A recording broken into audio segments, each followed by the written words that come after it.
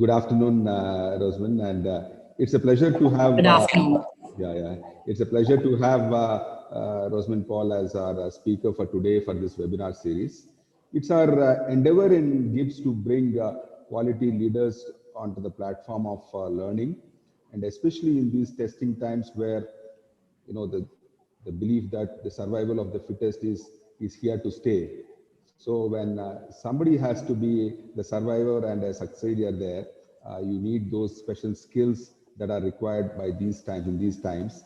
And no other better person than Rosamond who is heading Schlinder India operations as a leader for HR and talent management. Just a few words about her. She currently handles the leadership position in Schlinder, a part of the Swiss multinational Schlinder Group, which manufactures lifts and elevators, escalators. So whenever you get into your escalator, you see these names, Schlinder, Johnson, and it'll strike to you. But prior to Schindler's tenure of Madam Rosamond, she had a very long association with Tata Group in Tata Motors, as in different roles. From what I understand, she started her career as a marketing person. She was in brand management. She was in the Indica product management group, brand management group. Then she was across in different roles in HR and talent management, organization development, inclusion and diversity, which are very, very strong principles on which Tata Group actually develops their human resources. And Rosamond has been a champion in those areas of HR disciplines. She's also very passionate about driving talent agenda for the organization, and generally the topics of inclusion and gender equality and diversity are the topics that she takes special interest, and she has been championing these causes. She's an advocate of owning up one's career and developing through self-calibration and awareness and continuous learning. And so she is here today, this afternoon, to speak on the topic of skills that are required for 2020 and beyond. Over to you, Madam Rosamond.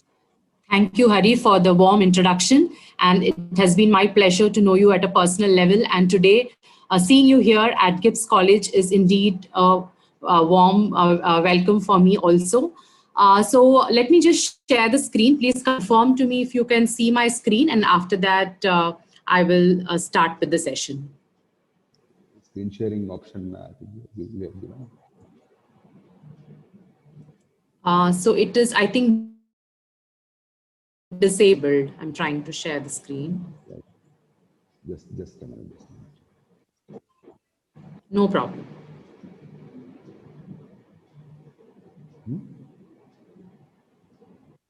You can go down again. Try the. Yeah, I'm sharing the screen. Yeah, now I can.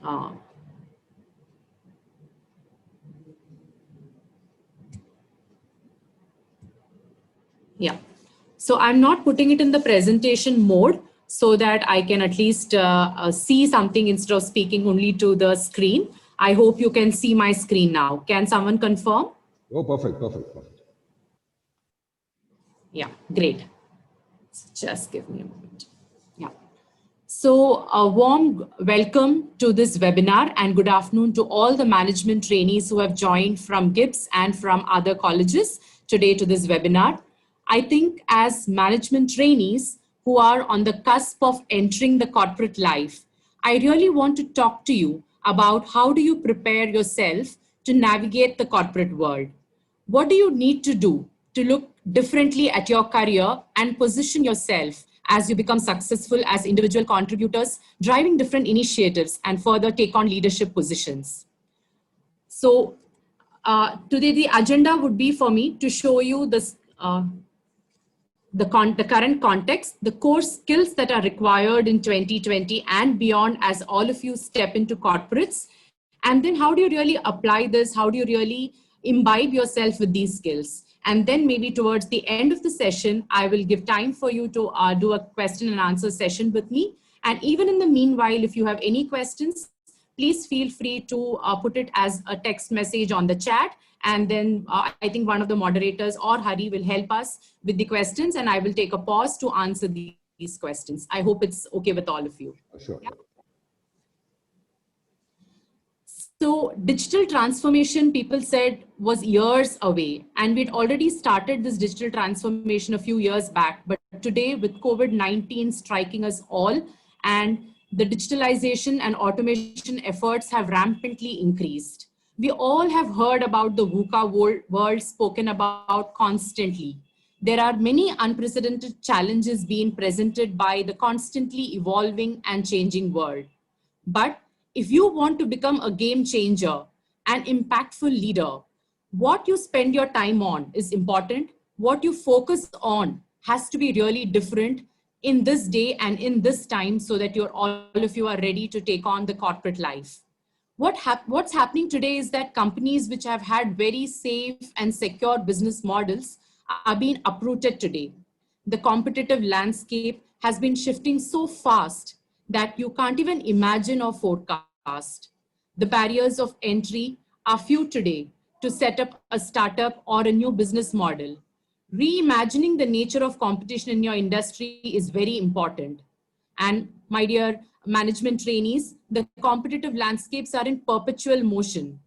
So for example, if you take a business like the equity trading business or the music industry or the newspaper industry, today, can you charge hefty profit margins? All of these industries have been disrupted.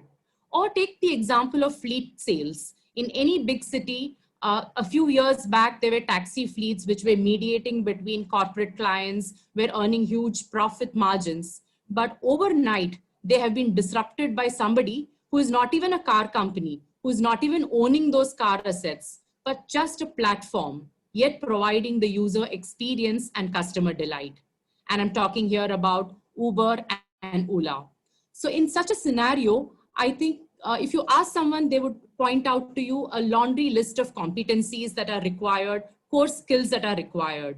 But I would like to draw home today in this webinar just 5 competencies or 5 skill sets that I feel that all of you management trainees should strive to acquire, so that you can face this VUCA world bravely and still come out with flying colors.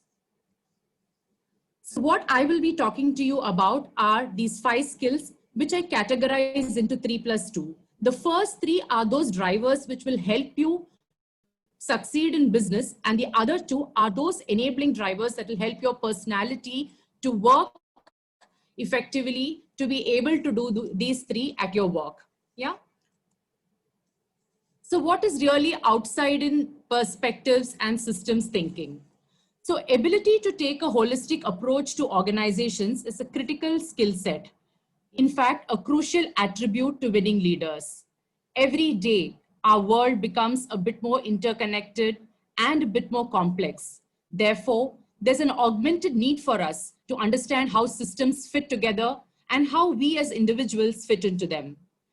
Every day, we take in enormous amounts of information, and these needs to be processed or synthesized from your vantage point as a student, from your vantage point as from the vantage point of your organization when you start working. Since our traditional organizational structures were built around corporate functions, departments, and silos, we've all the more focused on action more than on the interactions between various subsystems. In other words, our primary action was measuring our daily activity and its direct impact. But today, as complexity and connectivity increase in the world, we still need to go beyond this action orientation. We need to focus on the orientation as well, as every day functions as part of a larger system, and to understand the numerous patterns of cross influence in our corporate structures. So let me give you an example of what really is systems thinking. When Steve Jobs first launched the iPod a few years back, when all of you would still be in your school, it was only a user-friendly and convenient way to download music onto a beautifully designed player. But when iPod really took off is when Apple launched iTunes. And with iTunes, they were able to create the right link between the hardware, the software, digital music, video in one package. At an aggregate, if you look at how many industries they displayed, They destroyed the entire music distribution business. They entirely devastated the hardware business, like your Sony, Walkman, which actually made the hardware. With one device, 2 to 3 industries were disrupted overnight. Music recording labels lost their ability to price the premium for music. The reason I'm asking you, therefore, to develop this platform thinking or systems thinking, that is because your competition is no longer those individual companies. Your current competition that you study in your marketing books or in your MBA books will not be the competition when you actually step into the corporate world, even if it is just months away. It will come from places you never expected, as the barriers of entry are very limited today. And therefore, when you get set into corporate from day one, you need to be able to think systems right. And how do you really develop this? You need to have a nice way to manage your information flow. So you should you should set aside time for reflection. You should read diverse, because there's a lot of advice and information that is coming at you from everywhere. And with internet, there is easy access to a lot of info. Understand what value you bring into the organization. Be a thorough expert when you start up your career. Become the absolute best. When you start a career or a role, don't get bogged down by, immediately shifting roles. With most of the management trainees, what I've seen is they step into the organization. Within 1 year, they say that, now I want to change my role. I want to get promoted. I want to move vertically up. But hold on. And sometimes you also say, this is clerical work. This is not strategic work. This is not what I've learned in MBA. But hold on. You can become the absolute best fast, but initially get into the depth of things. You will get time later to switch gears when you have set the foundations right. At the same time, when I say that you have to get into the depth of a subject, when you really have to become an expert of a subject, I'm not telling you that keep your eyes closed to the perspectives outside. Develop a perspective that what is the company that I'm working for? How is value really created? Who is my real competition? And who can become my future competition? Why should customers buy from this organization? So let me take the example of my current organization, Schindler. So if I look at Schindler, I need to know, why can't someone else start another Schindler? What are the alternatives? How well can Schindler make money? Can I start a model where I don't sell assets, but only provide service? Is AMC more important or upfront sales important as a business model? Where does the company make more money, sales or AMC? So as individuals who are joining an organization, it's very important for you to understand the entire value chain of your organization and underpinning from a business perspective. That is where you will see where you can add value or create value. So typically, when you get into your first job, you get busy dealing with immediate challenges of your job. There are many demands on your time, but you still have to make sure that you have that mental space to expand your horizon if you really want to grow as a leader or professional who has significant impact. A starting point would be to learn about customers and competition. My dear colleagues, my dear friends, unless you have this grounding, it will be very difficult for you to add impact. Now, what am I talking about inside out or outside in perspective? What really are these? Many traditional companies always looked at inside out approach, where they said that they will maximize all the resources. By the way, the overarching goal of any business is to create shareholder value. I don't need to tell you that. The inside out approach is guided by the belief that the inner strengths and capabilities of the organization will make it prevail. And the outside in approach is instead guided by the belief that customer value creation, customer orientation, and customer experiences are the keys to success. So if you look at an outside-in approach, long-term shareholder value is a consequence of listening and providing value to customers, helping them to get their jobs done better than your competition while providing a seamless customer experience. And therefore, while many people have views on whether an organization should be inside out or outside in, from a long-term sustainability perspective, while the organization will use both approaches, you should work in an organization where you're leaned in towards outside in perspectives more, As an individual, bring that outside in perspective by studying your market, by studying your surroundings and the ecosystem. Otherwise, the business will suffer and the shareholder value will diminish. And with an inside-out approach, you will see effective use of company resources, but greater efficiencies and greater profitability is always coming through outside-in approach. Now, when you look at a company like Best Buy in the US, when online stores came into play, they had a lot of issues because they were not seeing what the outside world is doing. But later they realized and benchmarked with what the virtual world is offering and immediately came to speed in order to retain their customers. So you have to look at how the outside world is disruptive, and therefore keep your eyes and ears open even as a fresher despite all your time.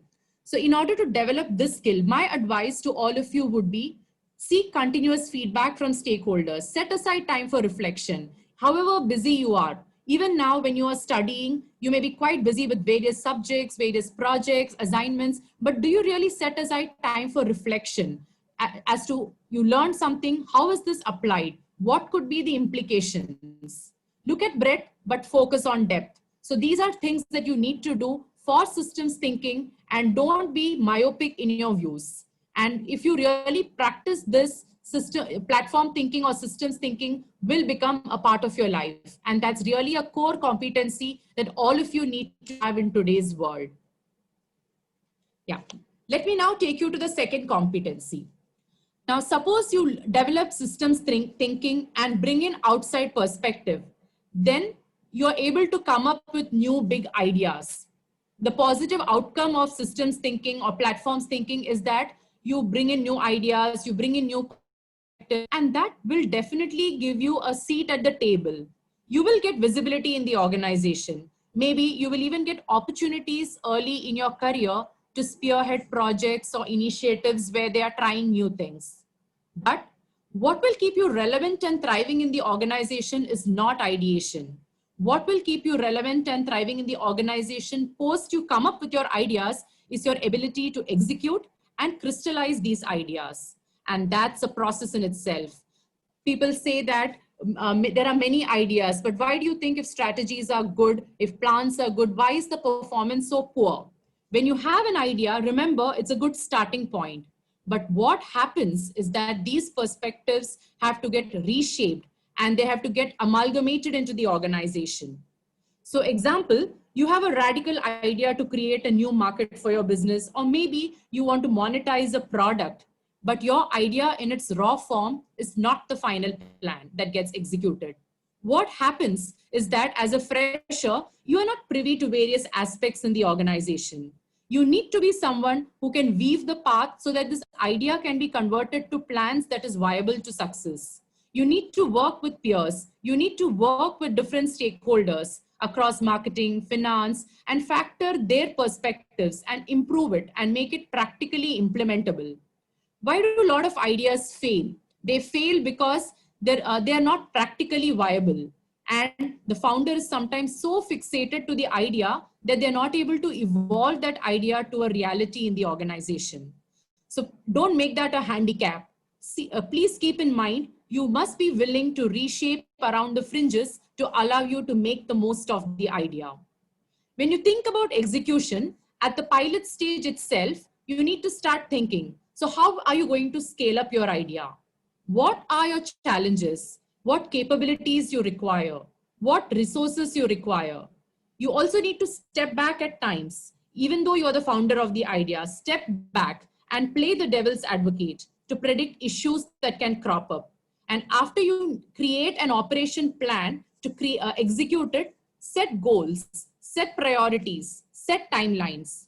In fact, as students, I would suggest you to read this book on execution. It's a beautiful book, The Discipline of Getting Things Done by Lawrence Bossidy and Ram Charan. Maybe you must read this book on execution excellence.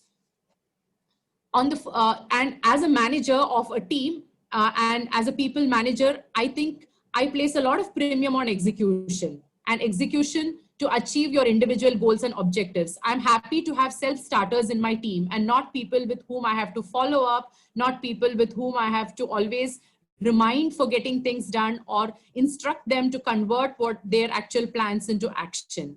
So when we asked some senior managers to indicate the importance of this ability, they in fact said that execution excellence is topping the list. And as freshers, believe me that execution excellence will give you the experience of learning on the job. So it is important that you learn execution excellence, not just in being a self-starter and doing things, but how do you really go beyond the call of duty? How do you really go beyond what is expected from you as a manager? Yeah. So, and when with execution excellence, quality is very important. It's not just that I have been given 10 tasks to do, there's a deadline and I just complete it for the heck of completing. Quality is very important. Application is very important. But let me again warn you, execution is a very easy concept to talk about, but it's indeed very, very difficult to apply if you really want to achieve that level 5 or the highest level of execution excellence. I here also want to tell you about, when you do execution excellence, how do you really develop this skill? So whenever you plan something, sharpen your focus, you strategize, establish the themes, write down your initiatives, create a project plan for yourself into initiatives, metrics, what will be the action points, what will be the timelines. You have to keep this record, not just for your professional life, even for your personal life. When you take up personal goals, please make a project plan. It will help you as a mirror to always review against your project plan as to how you're doing. And believe me, less is more. Don't take on so many things at a time that you'll end up doing everything, but quality will be pathetic in everything.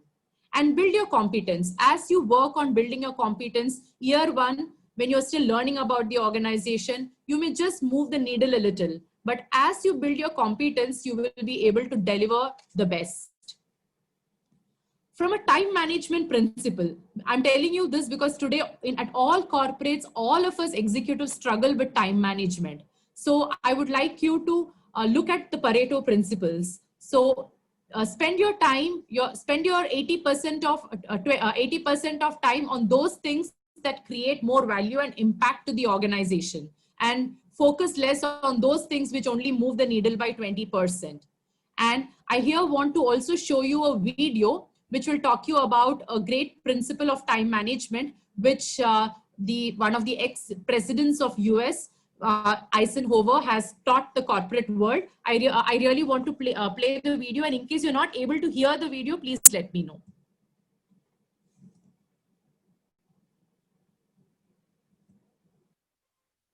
This is Dwight D. Eisenhower, former U.S. President and General of the Army.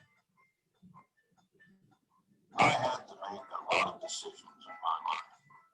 Solve every problem the best way possible to be a strict man that is adaptable to every situation. The way I used to teach and practice problem solving is nowadays known as the Eisenhower matrix.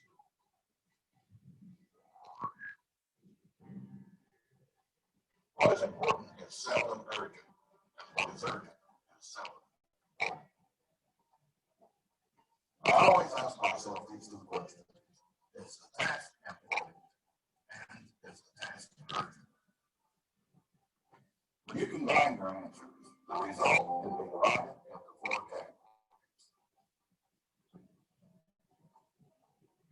Urgent and important. These kinds of tasks seldom appear. Take your time and immediately. Not urgent, but important. These kinds of tasks will be your daily business, and you should schedule the time to do them. Urgent, but not important. If the task is important enough to not just eliminate it, you should delegate it to the right person. Neither urgent nor important. These kinds of tasks prevent you from dealing with non-urgent or important tasks. Eliminate them from your to-do list.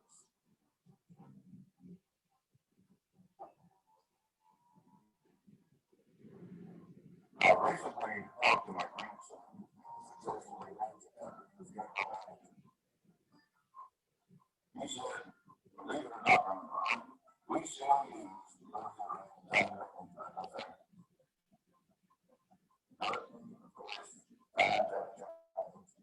some aspects were adapted to modern day business. Whereas you may enter a situation in which another person is not qualified for the job you require. In that case, you should delegate the task to another person, no matter how important. When thinking about the urgent and important problem, typically in a new time management skills, urgent and important tasks do not arise. One difficulty that will always remain is determining whether a task should go in the manner urgent or important order. So all tasks seem somewhat significant when they arise. It is important to remember that some tasks may be a waste of time and to eliminate these as soon as possible.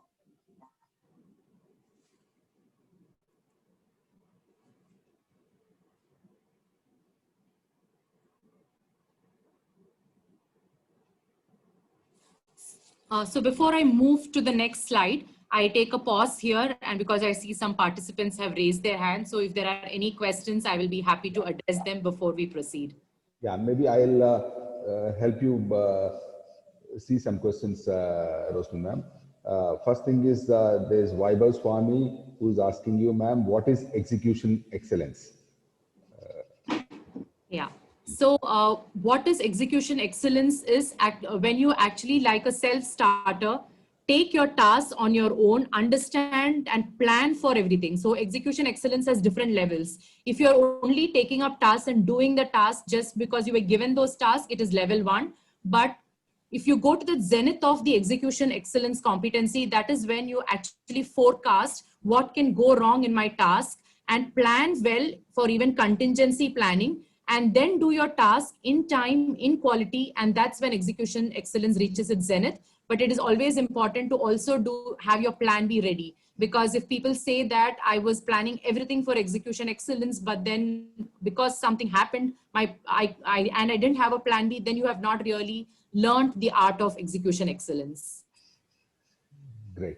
I hope Vaibhav the question is answered.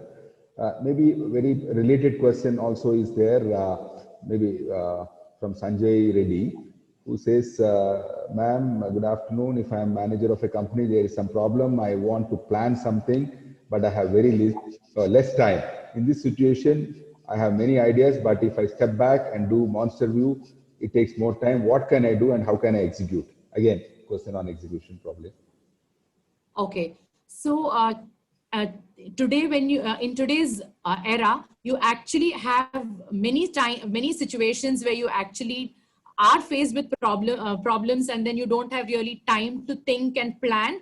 And that is where, you take in perspectives of others who have gone through these concerns or issues come in. And I'll also talk to you about one competency on what is the comfort, how do you develop the comfort for dealing with ambiguity and uncertainty, because you will not have everything in black and white always. You really have to get going, even if your entire plan is not ready. You really have to see the progress, even if the entire plan is not picturized, if something happens at a critical situation. And at that point in time, as a leader, basis your experience, you should start executing. Have I answered the question, or can you repeat, because I couldn't hear the second part so well?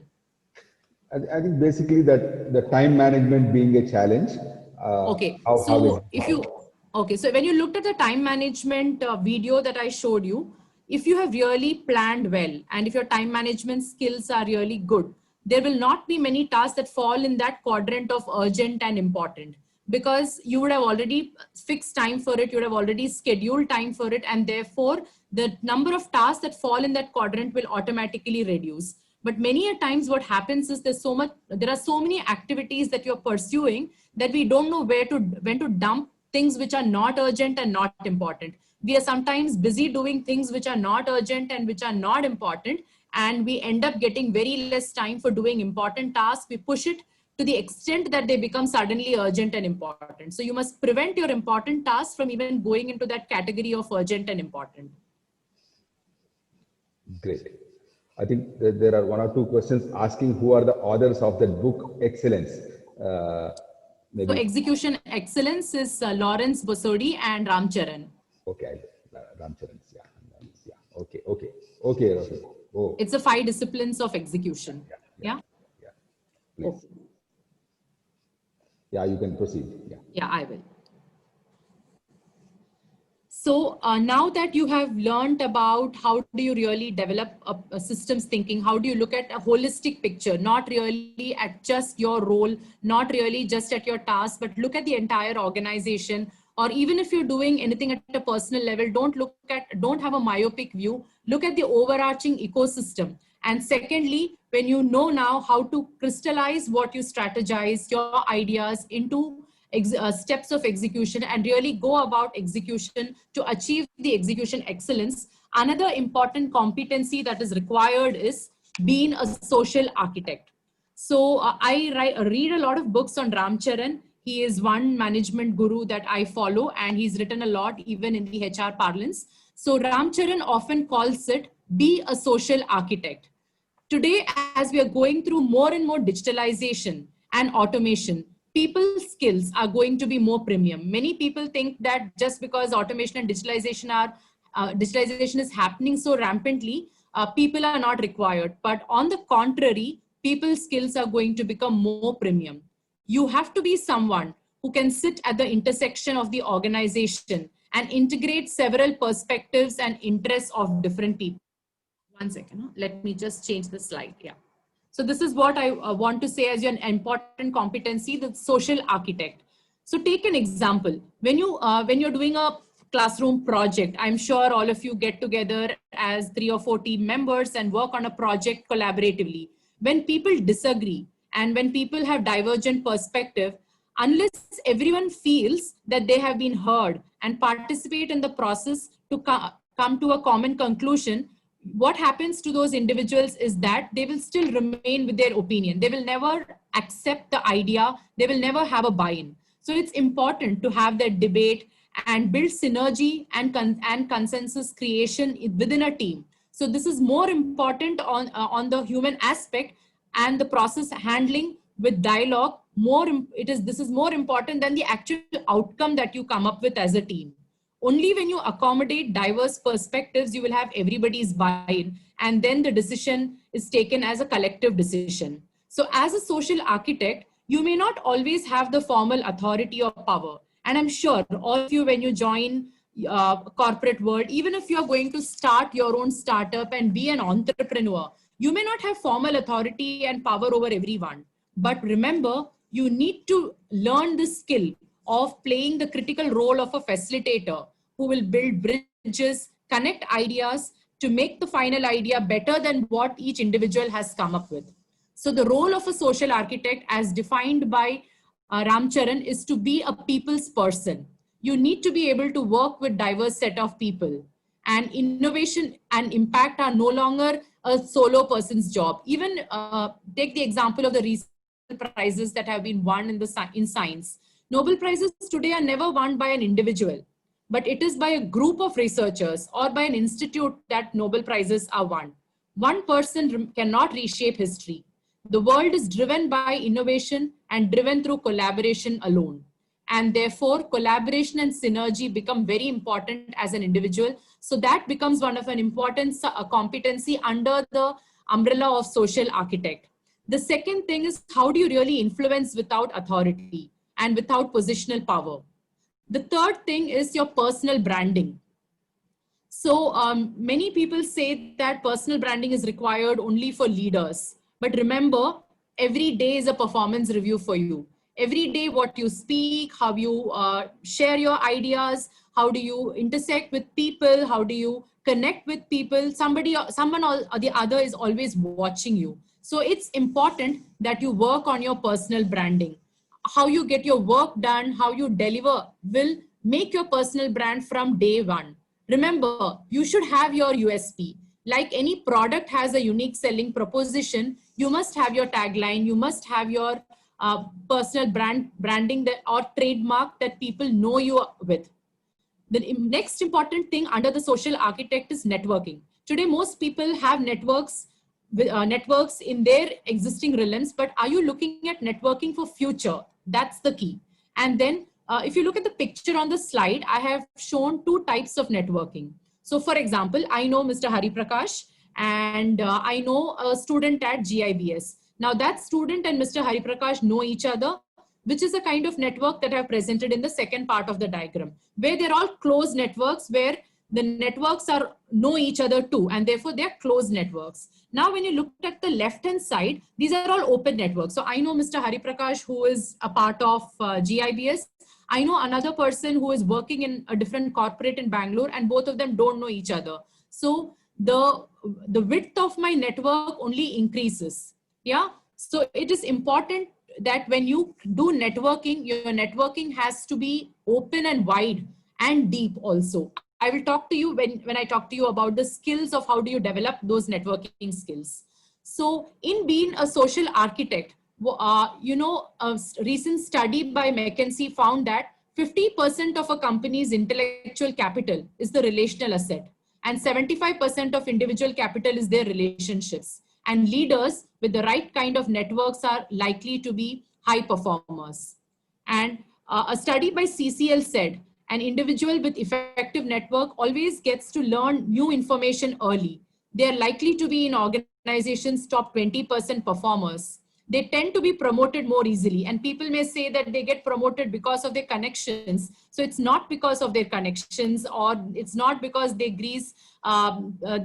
they actually go and praise or flatter somebody, but it is because they have strong networks, and networking is key in professional life. You enjoy greater career mobility. You are able to adapt to changing environments because you have heard perspectives from different people, and you actually become more influential in corporate structures. So please remember that networking is an important skill, and it is not easy to develop. You need to be at it to be really a good networker.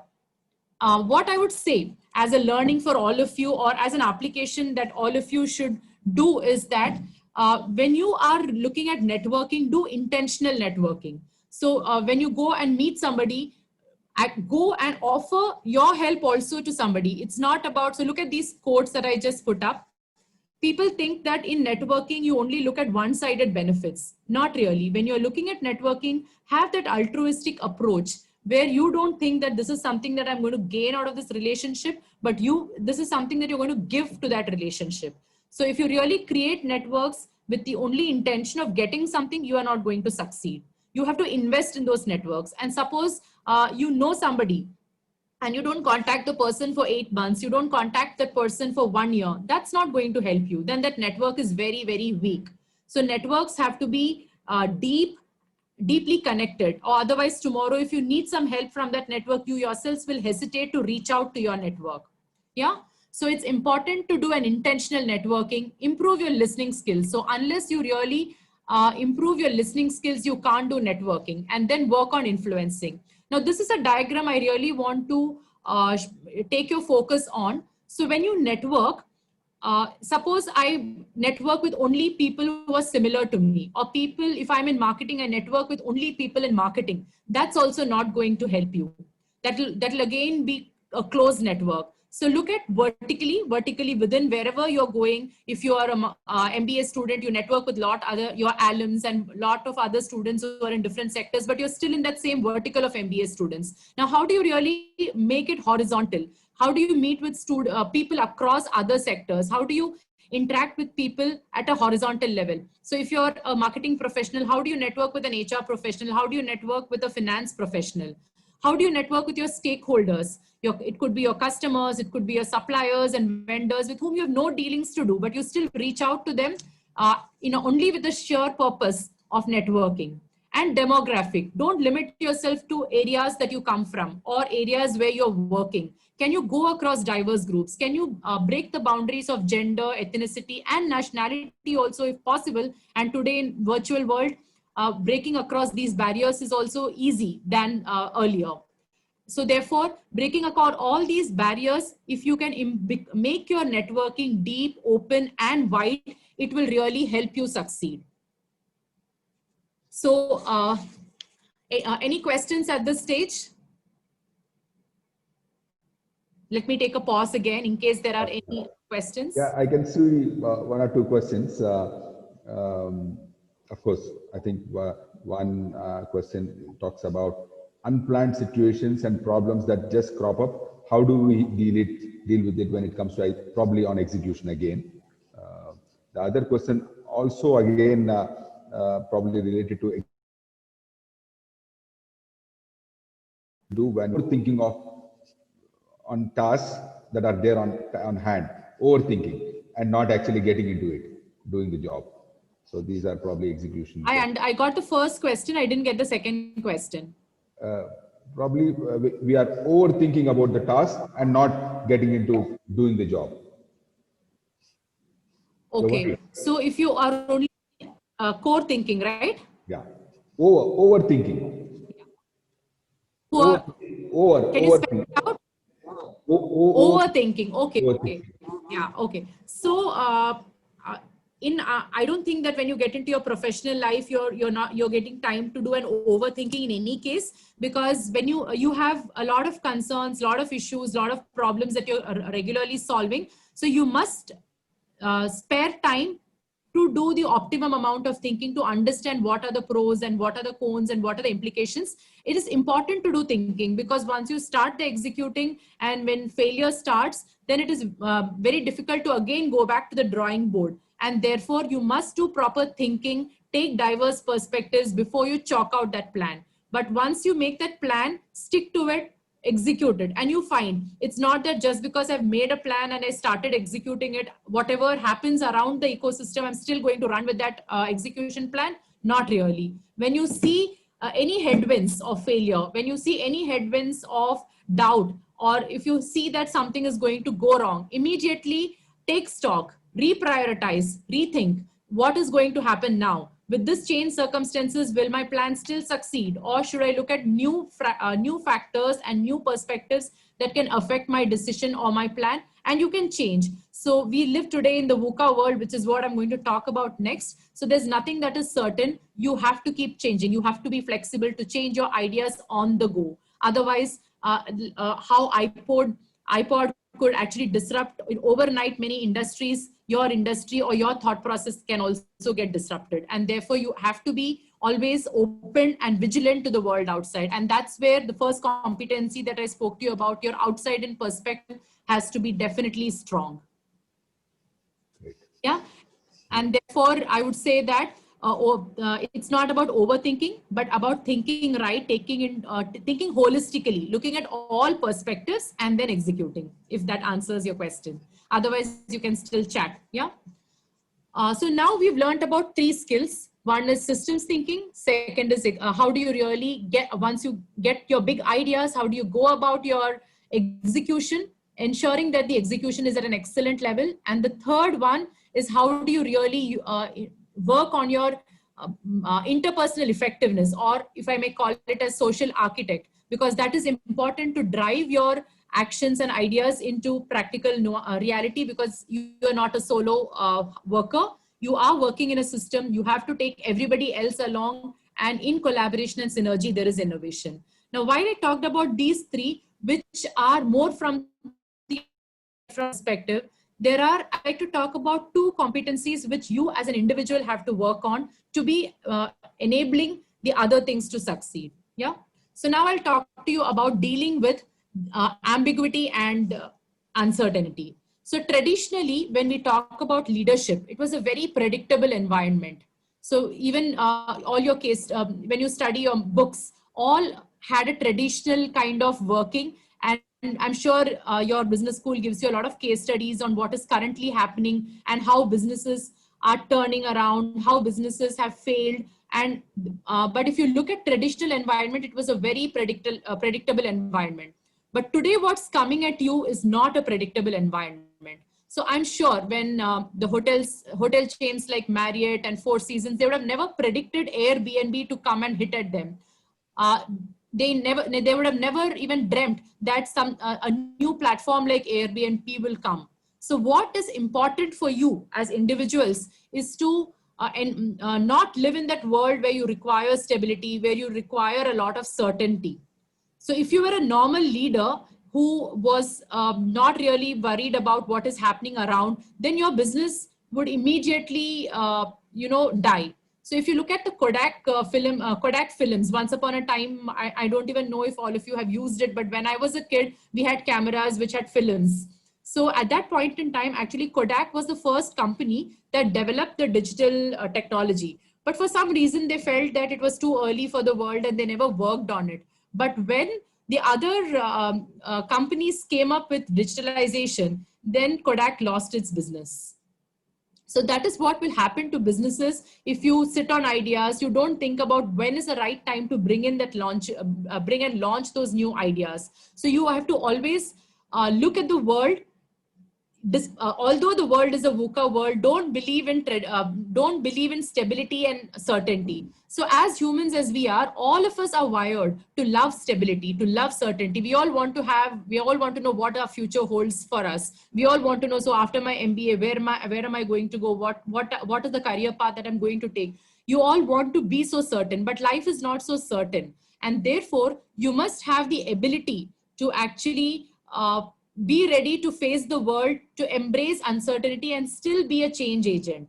And therefore, an important competency that comes into my mind is the power of scenario thinking. So whenever you approach a problem, always think of what could be the possible 3 or 4 scenarios. If suppose this idea fails, what are my plan B, plan C, plan D? If this also, so that is what is called as contingency planning. So when you do a contingency planning, you can deal with ambiguity and certainty. But while I say that, while I gave you the example of Airbnb, which is today valued more than a Marriott hotel or a Four Seasons hotel, today with COVID-19 coming, even Airbnb is affected. So you should be, as a leader, ready to face the changes, the uncertainty that's prevailing in the world, because this era is only going to continue. There's never going to be a certainty.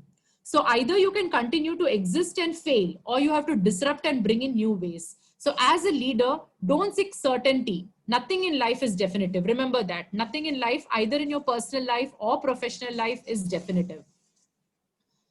So if you look at COVID-19 pandemic, all the other pandemics which have happened in the past, like a Hurricane Katrina or a Chernobyl or the Iraqi invasion, all of these were centered around small sectors. There were flu pandemics earlier also. But today, I think there's no organization, there is no system which is not affected by the COVID-19 crisis. So this tells us and reinforces to us that uncertainty and complexity aren't going away, and confusion will remain part of the mix. The next few years will be also exceptionally volatile, with many make or break decisions to be made.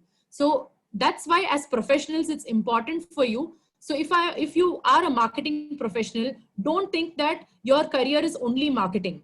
Don't think that whatever I learned in my MBA books, or I will only work on branding, I will only work on advertising. Don't stereotype or don't put yourself in those boxes. Be flexible, be adaptable to go across to other things, see how interlinkages are working. Or for an HR professional, don't think that you can't do sales. Don't think that you can't do finance. You are learning everything, and on the go, unless you keep changing, you will otherwise get sucked into the world of uncertainty and will not be able to deliver.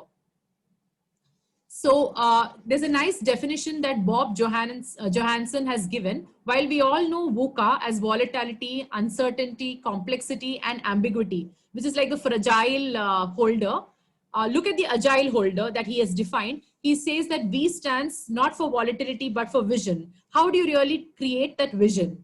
Even in terms of uncertainty, how do you have that understanding? Even in complex situations, how are you, imbibing clarity?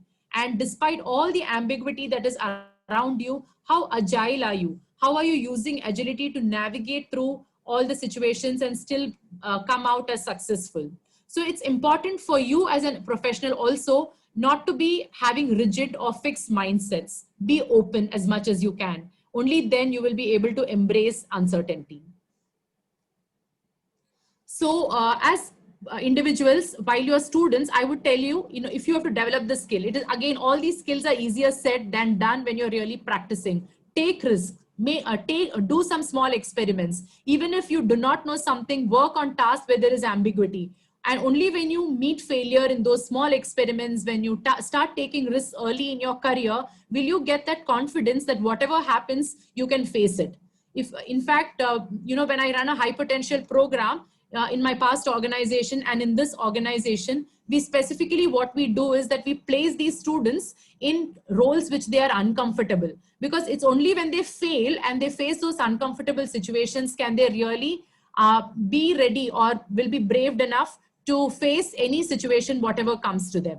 So with this, the last and important competency that I would like to tell you is about learning agility. Now, if you want to sustain in this world, you really have to be learning agile. I always believe that your career is in your hands, and therefore you have to own up your learning. Don't say that the college didn't teach you, or even once you join the corporate, my organization is not investing in me. I think in this world, you have to own up your learning, your career, and be a lifelong learner. And it is about your ability to unlearn, learn new things, and again relearn. So you have to be continuously learning. And learning ability is different from learning agility. So everybody has a different potential to learn when you talk about learning ability. But learning agility is how do you really respond to the things that are happening around, learn things and apply it back in your organization. So I think with this, in the interest of time, I'm going to do the closing. But remember, lifelong learning is important, because if you're not a lifelong learner, you will become stagnant. And as a conclusion, what I would like to tell all of you is you are stepping into a world which is, in fact, you already got the first nuances or the first taste of the VUCA world with COVID-19 coming in. So you're going to step into a world where businesses are no longer in a predictable environment. So if you really want to be an impact creator, you have to use your personal skills, your enabling skills, and be a differentiator. And remember, tenure is no more an important criteria in bringing in radical ideas or being a CEO or even being a business head. What is important is that how do you really create value for everybody wherever you join. And therefore, with this, I would like to tell you about my last quote. Watch your thoughts, they become words. Watch your words, they become actions. Watch your actions, they become habits. Watch your habits, they become character. And watch your character, it becomes your destiny. This is a very powerful quote that Lao Tzu gave. And I believe that each of you, even though the world is volatile, even though I know the job market is quite slurpy, all the best to all of you. And you will be able to do a great job if you really have it in you from the thought process. You know, you have to start thinking right. You have to start envisioning for yourselves, write down your personal goals, write down your professional goals, start pursuing them, and deep dive into the corporate world and etch your careers. All the best to all of you. And I leave the forum open now for questions. Oh, Rosamond Madam, it was really, really wonderful. I could see so many, what you call compliments coming on the chat. People really like the presentation, the flow, I could see that real mix of marketing and HR that was written in your signature style of presentation. Just a few questions. I think Rajesh, Kumar, then Wahid, generally their questions are on how do we increase our networking, considering our domain, our current status and all that. How do they start networking journey? So in today's scenario, as students, you can reach out to all your alumni. So for example, there are a lot of speakers who are coming and speaking to you. How do you really connect with them? So it's just not sending a LinkedIn invite and there the networking stops. Not really. You'll have to seek out for projects, see where you can offer help, reach out to people. And then when you step into the corporate world, don't live in silos. So if suppose tomorrow you join as a marketing professional, go reach out to your finance department, go speak to other departments, talk to people. So those people, when they leave the organization, you still keep in touch with them. So slowly you build on that network. And again, you have to work intentionally at it. So if my aim is to become a CEO, how many CEOs do I know? If my aim is to become a marketing head, how many marketeers do I know? And then who are the others who I need to know? So read a lot, improve your networking, work on it intentionally. And once you have people in your network, how can I set a schedule where I'm regularly in touch with the people in my network? Because if you just have people whom you know, that's not sufficient. You must reach out to them, connect with them, speak with them, share ideas, and share your perspectives, understand their perspectives. That's when you benefit from networking. Join in forums with, even in LinkedIn, there are many forums. Suppose you're following an organization, you can follow the organization, you see the updates, then reach out to somebody who you think writes about topics which interest you or which are passionate for you. Do that, but reach out to people where your interest lies, and then develop that network. It's a slow and steady process, but be at it. A very related question, Rosemary ma'am, is from Sanjay, who says cultural differences are really challenging in our journey of networking. How do you overcome it if you have to connect with somebody who is absolutely different from a different culture? So if see, honestly, in today's diverse world, when you say culturally different, I really don't understand. Are you meaning to say the culture of your state or the culture of the place where you are? I think we must emanate from that and start with the intent of respect. And once you respect people from other culture, I think you will reciprocate the same thing from their end also. So if you're connecting with somebody, suppose you're passionate about something like marketing, you actually reach out to some marketing gurus and you tell them, so I'm really interested. Out of 10 people, 5 may not even look at your invite, but the other 5 may. Then how do you generate that interest? You tell them that you are interested in this, and this is something that you can offer to them. So reach out like that, and that is where you will try to break down those barriers. And while there are many people who actually are connected on LinkedIn with you, you see who may adds value to you and start working on those nuances. Yeah. Great. Maybe I can, what you call, communicate one question, which is probably a little personal about your career. Dodaula is asking you, ma'am, I also did my first job in marketing and want to move to HR, like the way you have probably moved. What are the challenges you face in this journey? Okay. So I think when I moved from marketing to HR, it was my personal choice. I really felt that I have a passion towards HR more than marketing, or I have a passion towards working with people, working for talent agendas. And I was really very interested. And that was the passion that helped me make that move. And I decided to move to HR. But when I moved to HR, I really didn't have a formal education in HR, and I was surrounded by people who were experts in the HR subject. And at times I used to really feel, oh, maybe I'm still, not as equipped as them. I don't have the subject matter expertise. So I would reach out to people. And I think something that I would like to tell about myself is, even though it has been 13 years since I left my education, I still continue to invest in my learning. I read a lot of books. And initially, especially when it came to HR, I started reading a lot of HR related articles. I used to read websites of CCL,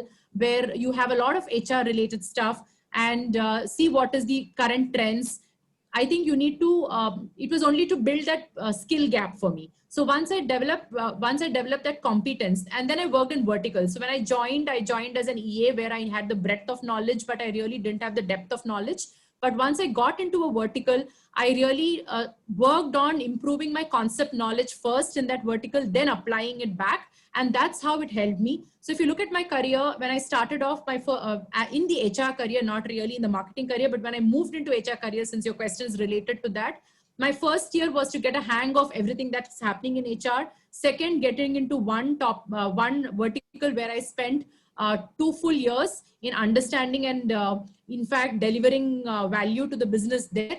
And there I always didn't have qualms. So as somebody pointed out, that how do you really reach out to people? I had team members who were in HR and who were experts than me at that point in time in the vertical of recruitment. But I didn't have qualms in asking them for help to learn the subject matter expertise, because you don't know it all. So if you don't know it all, don't feel inferior, don't feel that you can't catch up. So it's finally about how do you really have that learning attitude and that passion, and everything else will follow. You'll really work towards it. So ask people. There's no harm in asking experts. There's no harm in seeking help. Reach out. Unless you reach out and ask help, you are not going to grow in your career, because you can't be master of all trades. Great. Ma'am, there's a lot of questions. Maybe I'll just sneak in one or two because we are 5 minutes beyond time. But there's one question from Danesh. It's very natural. I thought I'd pick this question. Good evening, ma'am. Mind-blowing presentation. Will this COVID-19 pandemic affect job recruitment process even after 2 years? How is it going to be?